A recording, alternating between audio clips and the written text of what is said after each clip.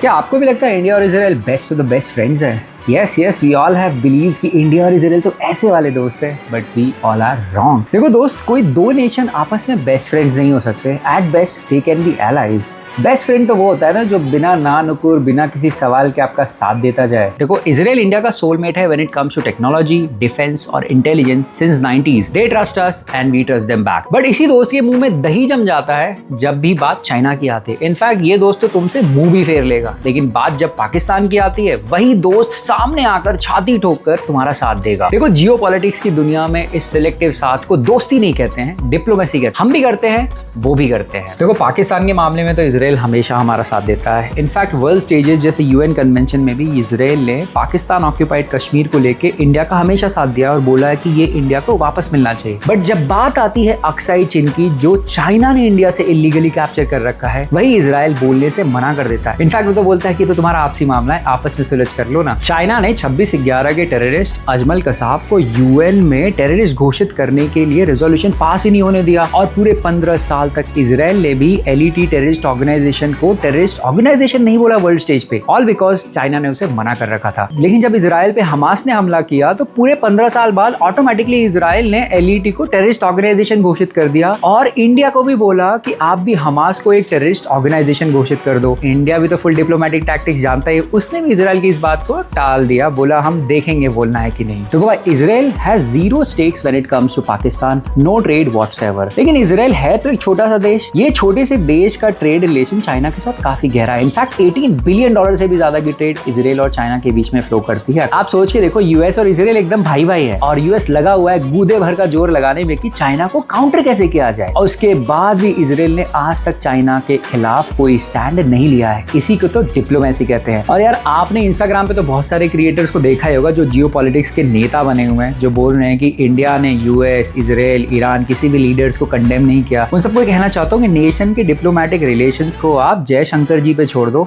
आप सिर्फ इंस्टाग्राम चलाओ।